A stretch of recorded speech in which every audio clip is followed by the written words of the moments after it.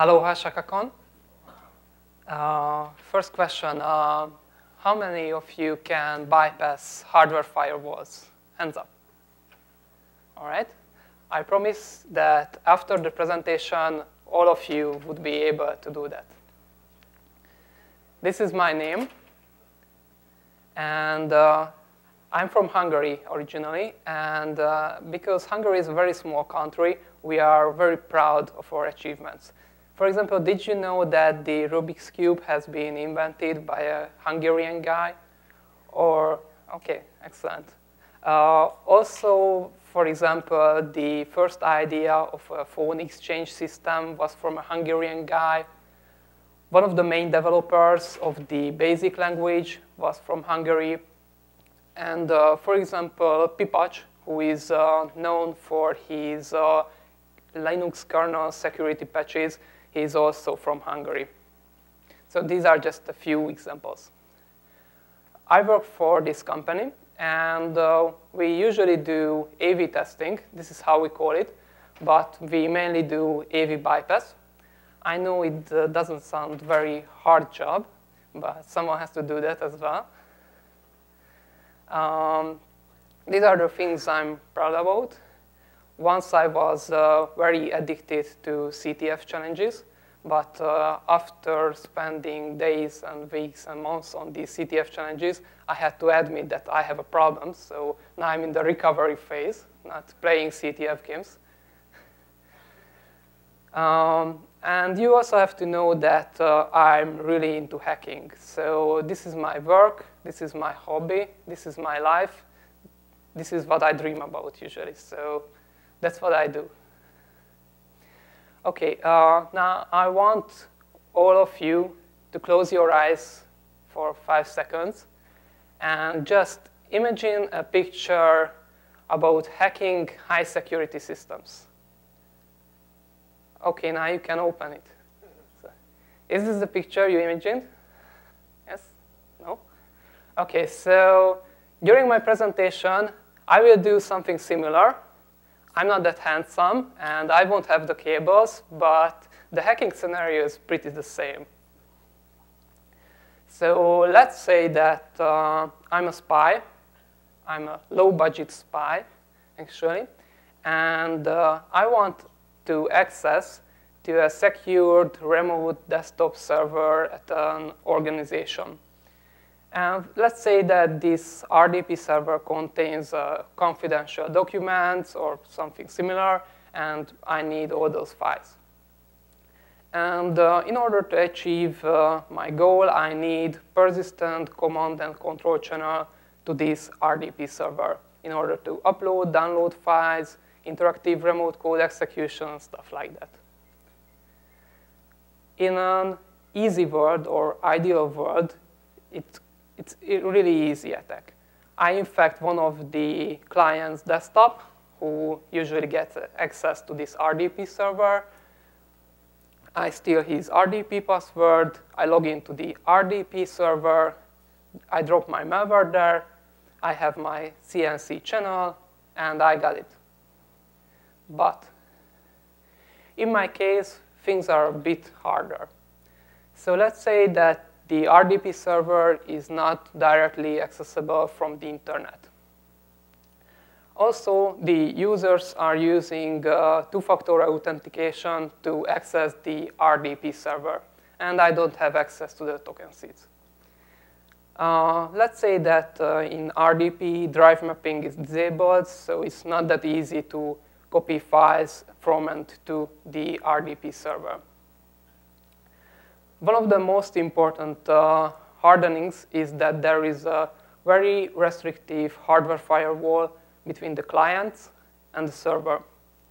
And this firewall only allows the communication from the clients to the RDP server to the RDP port only. This is very important. And last but not least, there is some application whitelisting used on the RDP server. I have chosen the Microsoft Applocker for my hacking scenario. You might want to ask whether this whole scenario is realistic or not. And I had to admit that while I was doing penetration tests, I had a similar client. And the client asked us whether it is possible to hack his environment. This was not the primary goal of the engagement, but we told them that, yes, it is possible. But unfortunately, during the project, we didn't have enough time to hack it. So you might want to ask, was I pissed off whether I was not able to hack it? Yes, I was. So what I did is I went home and I started to code all of my hacking tools. So let's say that I'm the spy at the bottom, and I already infected a workstation at a client. There are thousands of ways to do this, like sending the best cat YouTube video to the user or something like that. And through the restrictive hardware firewall, I want to access the secure remote desktop. Once a wise man said that in hacking, there is no such thing as impossible, only things that are more challenging. If you agree with this wise man, hands up. Come on. Come on, guys. Okay. So let's say that I already infected the user's workstation. And let's say that I have access to a test RDP server. This means that I know how the RDP server looks like, what services are installed, what patches are installed, but this test RDP server doesn't have all the confidential files I want to access. So this is clearly about post-exploitation. Now, why are you listening to this talk? If you are a red team member or penetration tester, hands up. All right? If you are on the blue team side, defending your network, hands up. All right, excellent. So for penetration testers, I will release 2 new tools which you can use during your engagements. And for blue team members, I will show you some things you have to look for during log analysis or incident response. Now, I don't know how you approach complex problems like this, but what I usually do is that I try to divide the problems into smaller pieces and solve them one by one. And during this hack, I realized that there are basically 4 steps I have to do. First, somehow I have to drop my malware into the RDP server. Somehow I have to execute my malware and bypass the application whitelists. I also have to elevate my privileges to admin level, which I will need because of the 4th step, which is bypassing the hardware firewall. And during my presentation, basically the 1st and the 4th step is important because these are about my tools I wrote. The 2nd and the 1st step is something you can find already on the internet. Now, let's talk about my first tool, which I call the user simulator.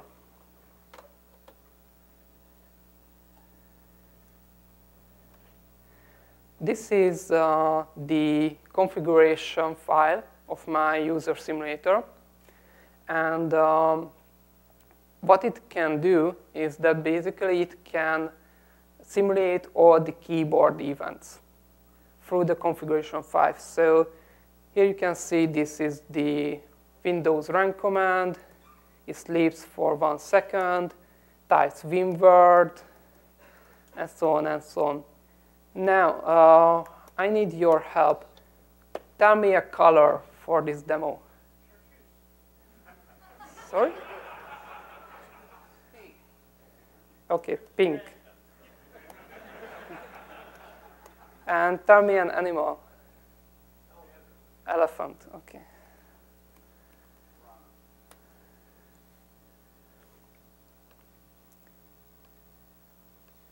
And now I'm going to start this executable. And I'm going to go away from my computer so you can see that I'm not cheating.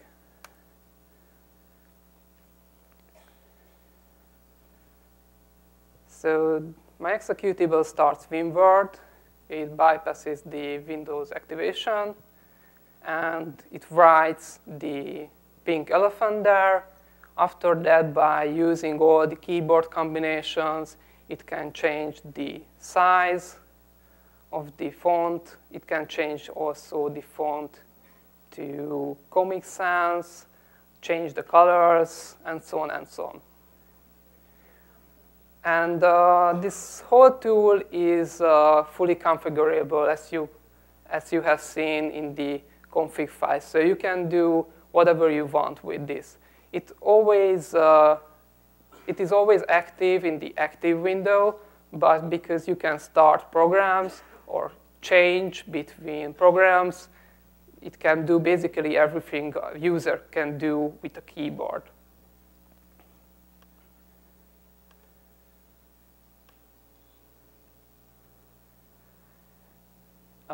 Now, in my case, during this hack, what I have configured for this user simulator is that the malware waits for the user to connect to the RDP server with the two-factor authentication. And whenever the user was able to log in, my malware creates a new screenshot, and it puts in the background for the user.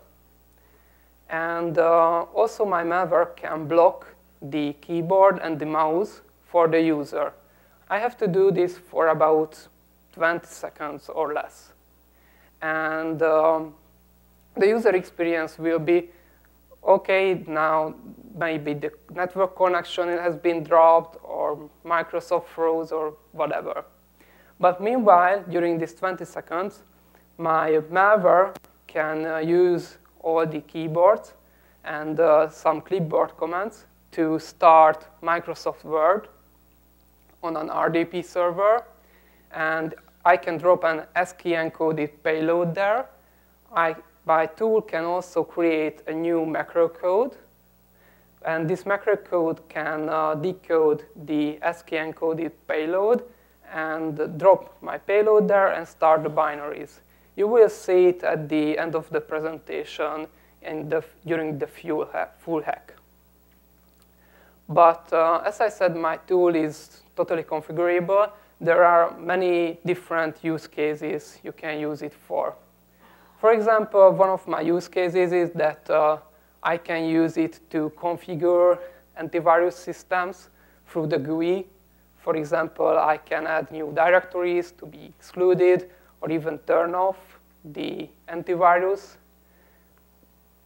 Another use case is that I can install new trusted certificates into certificate store, and there is always a warning window if I install it via user privileges. But my tool can detect this warning window and accept it even before the user realized that there was an alert for him. OK, so this is how I solved to drop my malware on the RDP server. The second stage was to bypass Applocker. So what is Applocker? It's actually a whitelist, and the administrator can configure it so that users won't be able to run portable apps, or whenever malware downloads through the internet, it won't be able to start because it's not in the whitelist. And when I started my research, I was not really familiar how Applocker works.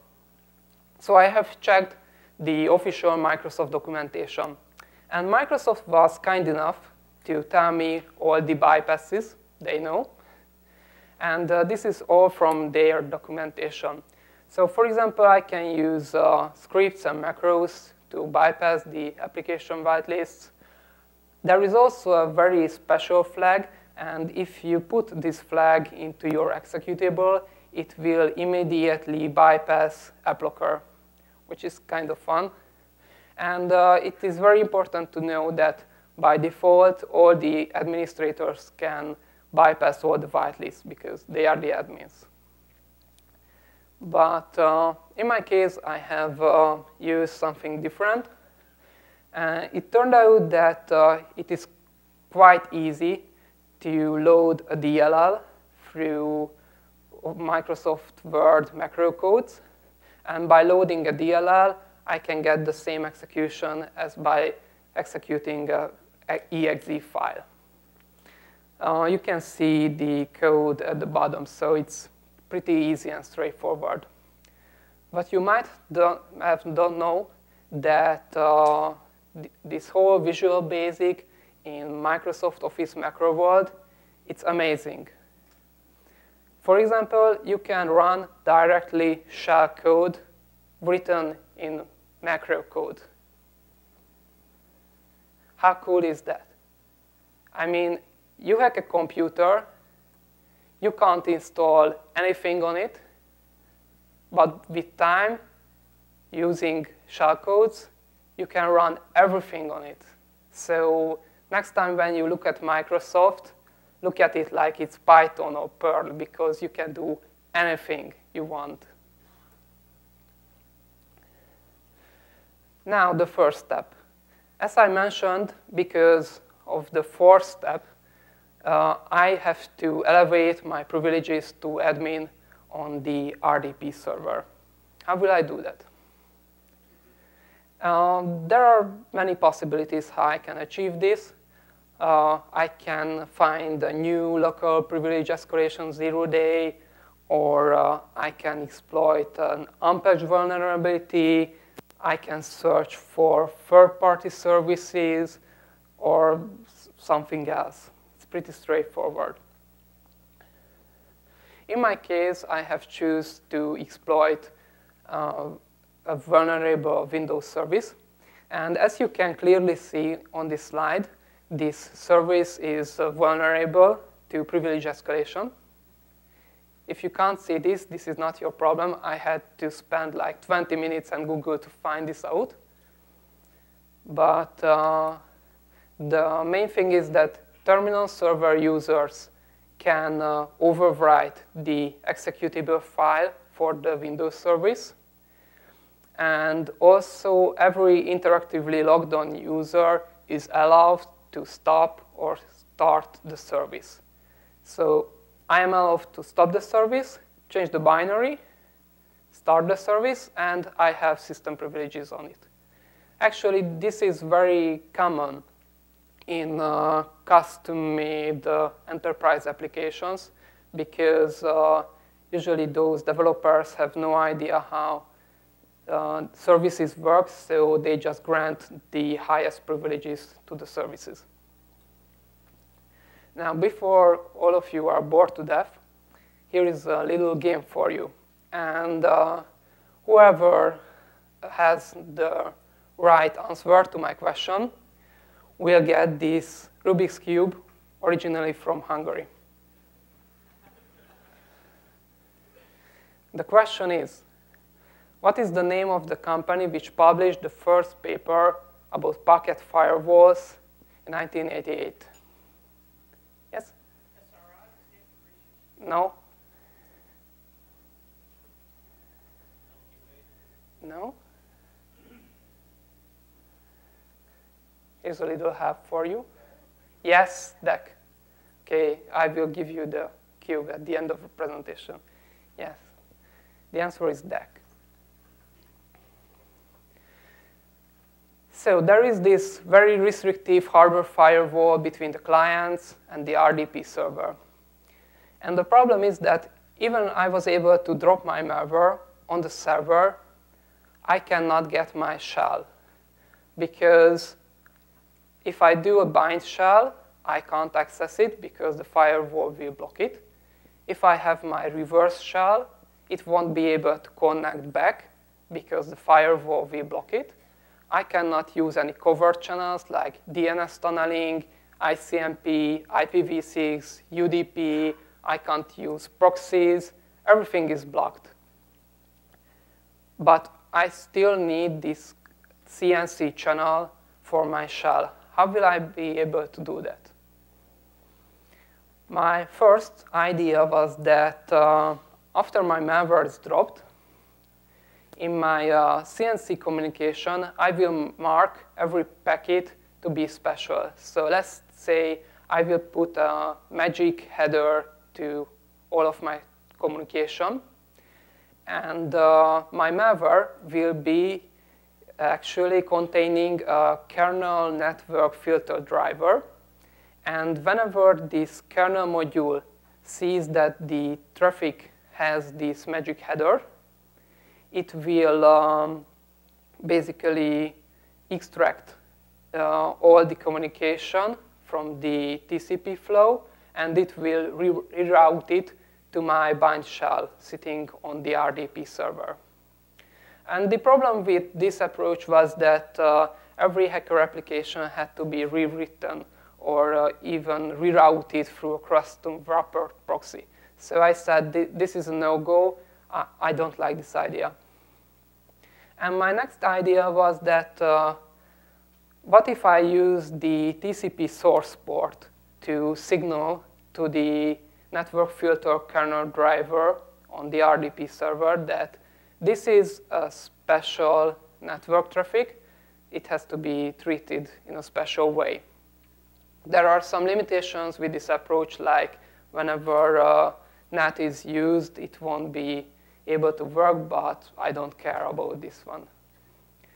If you want to implement this on a Linux machine, it's very straightforward and easy. It's just one line of IP tables code.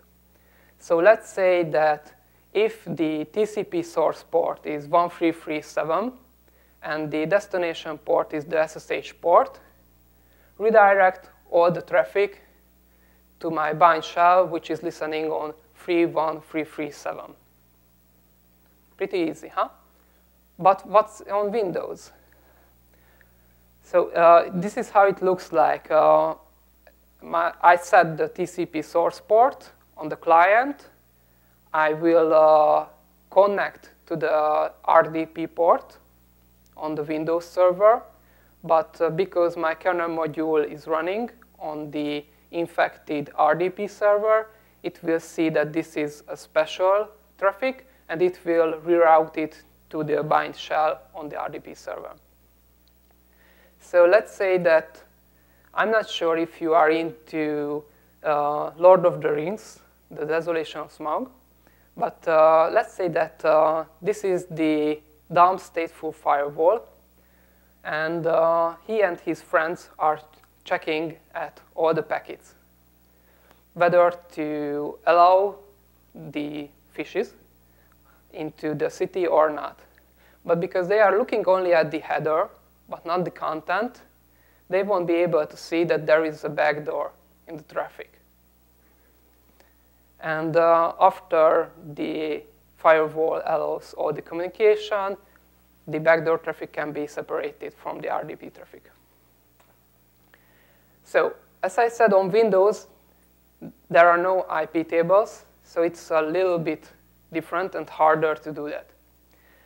And it turned out that on Windows 64 platforms, I need a trusted signed driver in order to install my kernel module. But luckily, I have found this great project called WinDivert. And what they are doing that they have developed a kernel driver which is already signed and trusted by all the Microsoft computers.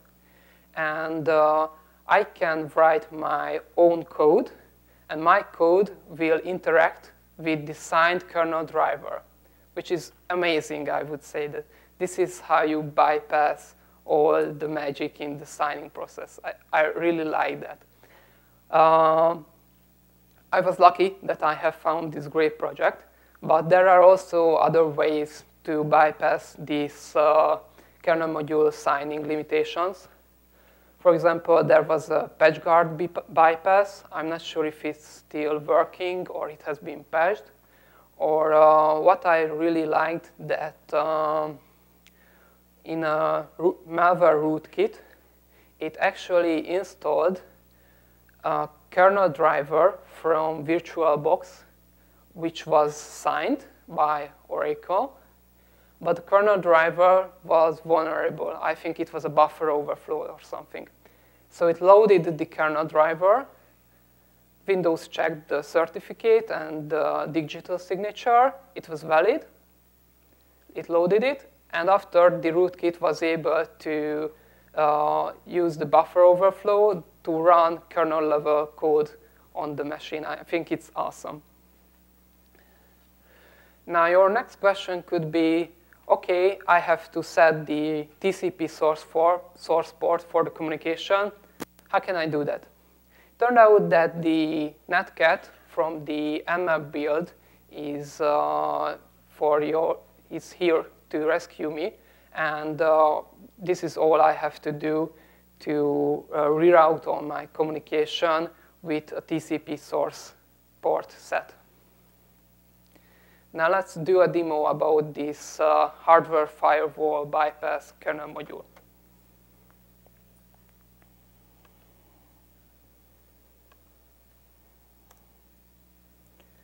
So this is the server side where I start my bind shell on port 31337.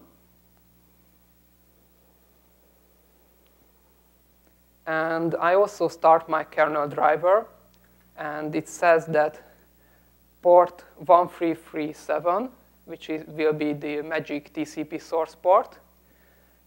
And when this is the TCP source port, and it's connecting to RDP port 3389, then it has to be redirected to my bind shell, which is listening on 31337. On the client side, I set my TCP source port, and I connect to the RDP port of the infected server where my kernel driver is running. And as you can see, the communication is up and running. And looking at the kernel level, I can see that from the special TCP source port, it was going to the RDP port. And this is the same as a hardware firewall will see between the client and the server. So it's a totally legit communication. But if I'm not looking at the kernel level, but on the user space, this is what I see, that the whole communication is between the special TCP source port and my bind shell. So there is a trick here. And because it's just an average TCP communication, it works. So it works back and forth. It's a persistent connection from now on.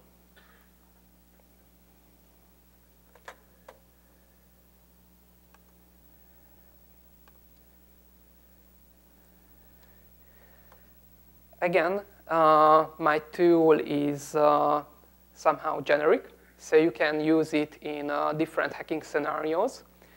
For example, let's say that you hack a web server and you already have admin privileges on it, but you cannot have your persistent CNC communication because the firewall blocks it. You can use it as well. It's pretty funny, actually, because how many of you have read the news that Kaspersky has been hacked by a nation-state attacker with the Duku malware? Yeah, so they were using something pretty similar in their hack. They were also using this network filter kernel driver. They used another trick, not my TCP source port trick, but actually it's almost the same what I have implemented. I'm not sure who implemented it first, I or them, but whatever. Also, instead of forwarding my communication to this server, I can use this machine as a hop to attack another machines in the DMZ. Or even if the firewall is not restrictive, it's a very good way to hide the traffic in the firewall logs. Because if the firewall administrator sees that there is a lot of communication between this host and a legitimate service on the machine, it will say, okay, that's cool. But if they see special ports, like my bind shells, they will say, oh, this is fishy, and they can go after that. So it's a very good way to really hide and blend in. So let's recap how the whole attack works. I infect the client with my malware, and my malware waits for the user to log in to the RDP server with two-factor authentication. It creates the screenshot from the user desktop. It shows it to the user. It also disables the keyboard and the mouse, so the user won't be able to interact with the machine for like 20 seconds.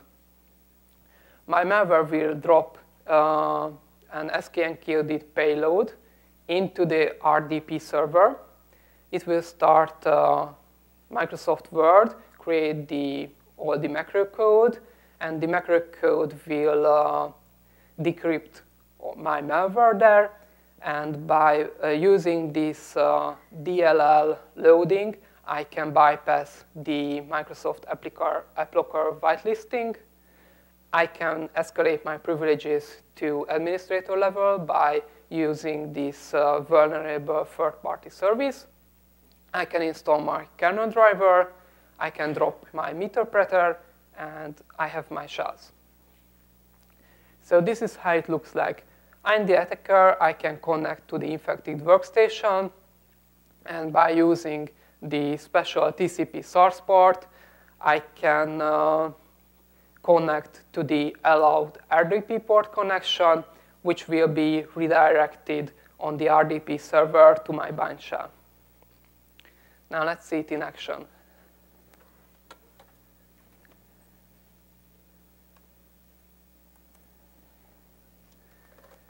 So this is the attacker's view. I am connecting to the already infected client. I'm setting up some port forward magic, which will be used later. And if I start calculator, you can see that this calculator starts on this machine. So this is the infected one, which is in the background.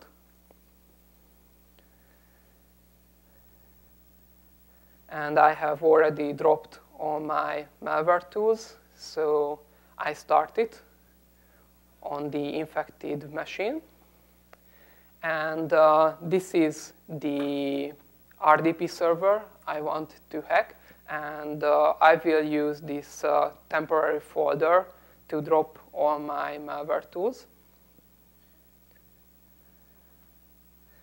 And because the user is already logged in to this RDP server via two-factor authentication, my malware can start. The malware is running on the client, but because the RDP is the active window, everything it types and simulates the keyboard events, it will be active on the RDP server. So it can start Winword.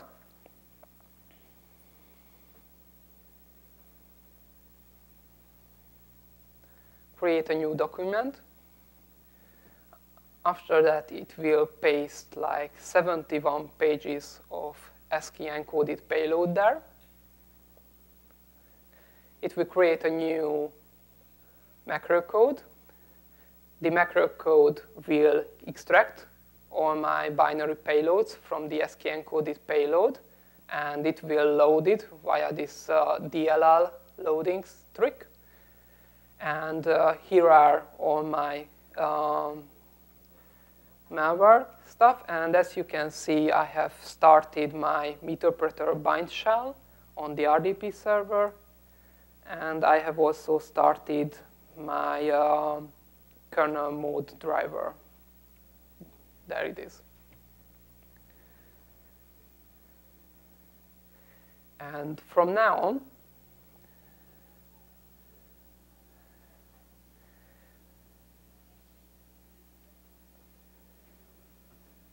I can connect. So, just a second.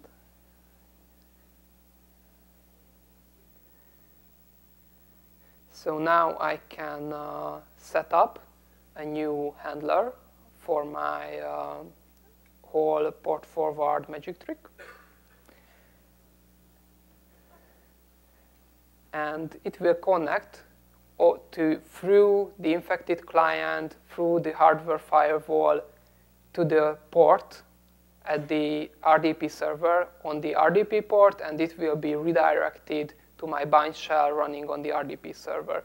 And here you can see that the communication has been set up. And in the user mode, I can see that it's coming from my special TCP source port 1337, and it connects to my bind shell. But the hardware firewall sees that it's an RDP traffic because at its layer is just at the RDP port. So I was able to connect to the RDP server, and I have my shell on the RDP server. So from now on, I have interactive remote code execution. I can upload and download files.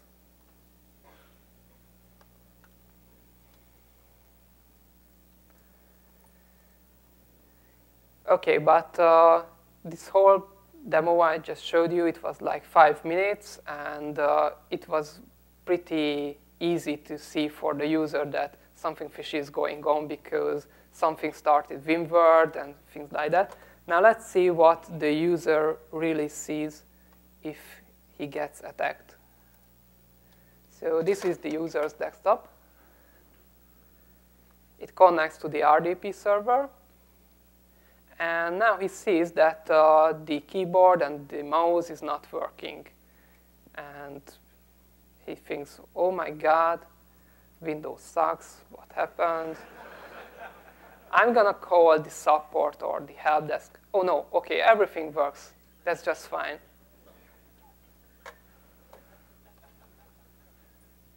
But meanwhile, my shell has been opened, and I'm able to connect to the RDP server and do whatever I want.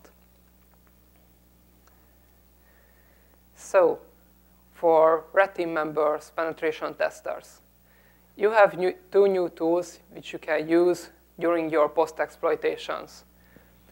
The first tool is you can drop malware into remote desktops.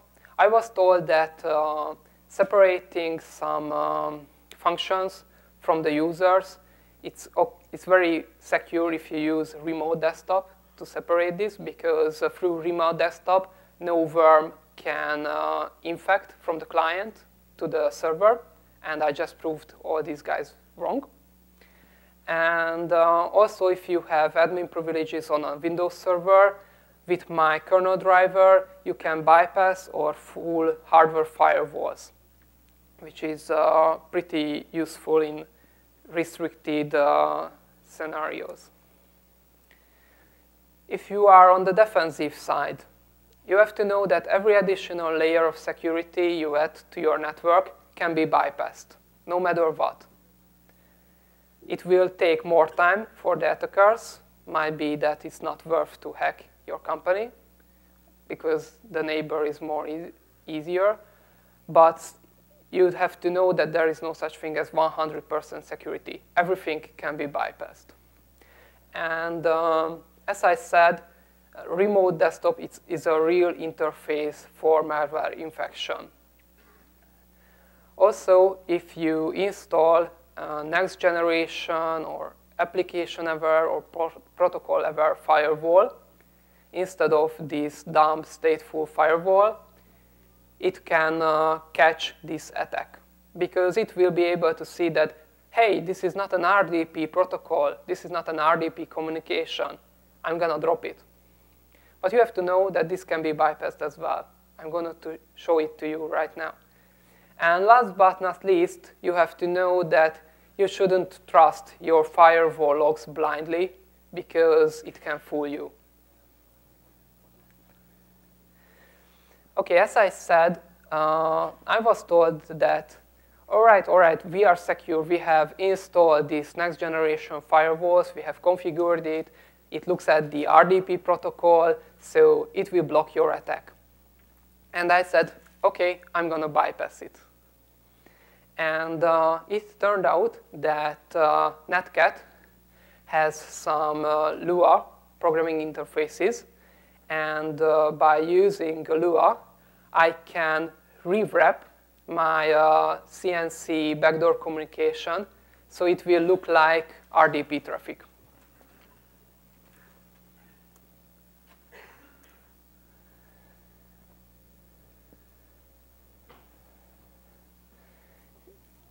So here I'm starting my bind shell.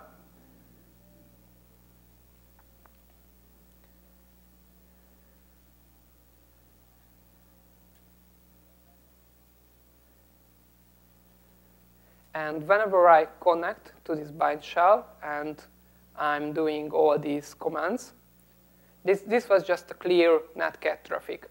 But whenever I look at the Wireshark level, what happened, it will look like just plain RDP traffic, not like Netcat at all. So if there is an NG firewall between the clients and the servers, it will see, oh, this is just RDP traffic, I will allow it. So this is how you can bypass those. Use Netcat and Lua.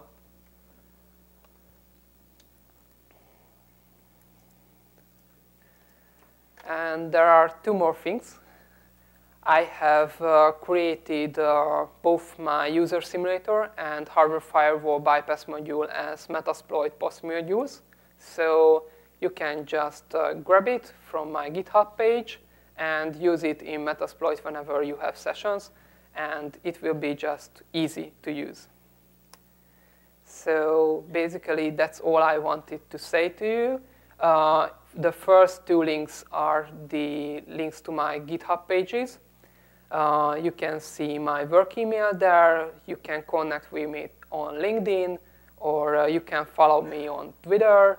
I have also uploaded all my previous and current slides to SlideShare, and you can also see my personal blog at the end. And last but not least, if you happen to be in Budapest, I really recommend you visiting Hacktivity because it's one of the best IT security and hacking related conference I have ever been. And that's all, folks. I hope you enjoyed it.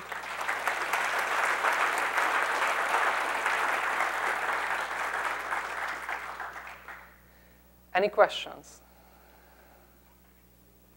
Yes? Have you considered using the sort of stream-based nature of RDP itself as your egress and CNC method? Yeah, I know that in RDP I can define my own channels. And yes, I was, when I started my project, I already knew that this can be a way to do that. And I know a project who did exactly the same thing. But I wanted to create my tools as generic as possible. So for example, my attack works on Citrix as well. So not just RDP, it works basically on every remote desktop interface. So using channels would be faster, actually. So it won't, the whole attack will be like in 1 second or something, but it won't be as generic. But yes, it's possible, and there is a tool on the internet to do that.